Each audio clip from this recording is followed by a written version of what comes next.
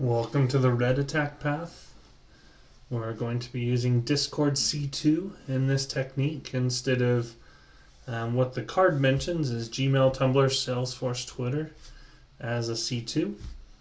And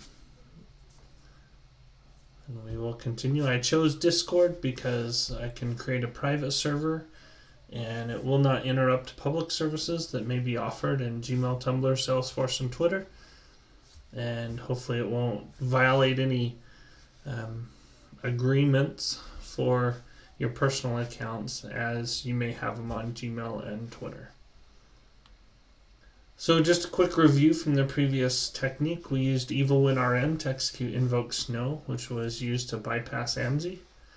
We took the 7-zip DLL, 7z.dll from the 7-zip application that was installed on Windows 10. We evaluated the exports and created the proxy definitions. Then we built a proxy DLL that would create a user account.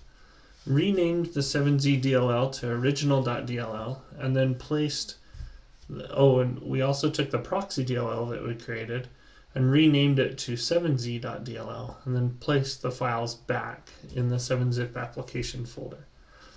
Then we executed 7-zip from the command line using the EvilWinRM connection, and it allowed us to create that account. So moving on from that technique, this technique is to use Discord as a C2. A C2 is short for command and control, and this consists of techniques that adversaries may use to communicate with systems under their control within a victim network. And this is to demonstrate how Discord can be used to control those compromised systems. Here's the MITRE ATT&CK URL that you can reference for the tactic. And as you drill down, you can look at the adversaries and the tools and the C2 tools that they may use. To set up Discord, your professor will have already established a Discord server for this exercise. I will provide an invitation, or your professor will provide an invitation to connect with your Discord client. And after you're connected to the server with your client, just remember that the platform is not to be used for class communication and is built for the purpose of demonstrating this technique. So please don't abuse Discord or use it to communicate outside of this technique. Also, because this is a service that is set up by your professor or by myself, be respectful of everyone connected, including the bots that are connected. If it's not your bot or it's not your team's bot, please do not execute commands on it. Thank you. And the second thing I need you to do is set up your Discord agents. To do that, I found a project on GitHub by Emmanuel, and it's called Discord Go. Go ahead and grab that, the Git files, and you do not need to follow the instructions to create a Discord server that they have on the GitHub location, and I forked it to mine. But go ahead and understand how to install and set up your own Discord server. It's easier than you may think. And then under your user account, under your profile in Discord, go ahead and create a bot and follow those instructions that are on that GitHub page. So I'm going to quickly go out to that GitHub page.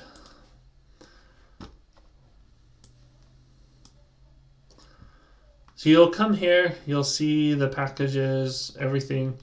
Over here you can go to code and you can click copy. It's the .git file. And then when you grab that, if you just do git clone and then that git file, it will actually copy all of those files down into the directory where you need them. I've previously done that, and it creates a Discord Go directory. The Discord Go directory will not have the notes file. I've created that notes file for my reference if I need it.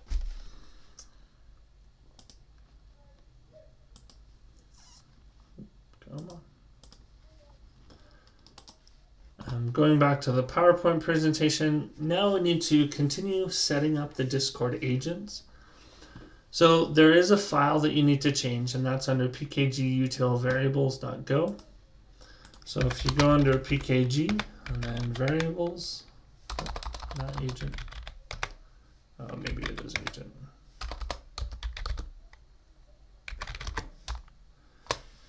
pkg util. So let's go back from agent and go into util. And here's the variables file. And inside the variables file, you'll want to place the server ID that is provided to you by the professor. And then when you walk through creating your bot, you will identify or be given a bot token. And that bot token you will need to add to this variables file. So after you do that, you'll come back to the main directory. So the Discord Go directory, and you'll see the install.sh file and the make file. After you've made that one change, you'll want to type make and hit enter, and it's going to compile. If all the dependencies exist, it'll compile correctly. And then in the bin folder, you'll notice there's 4 agents created. A Linux agent, a Mac OS agent, and then the Windows agent.exe. So you could install the Linux agent and run it on one of the compromised web servers that you have in the environment. We're going to use the Windows agent in the next video that I create. So we will return. Thanks.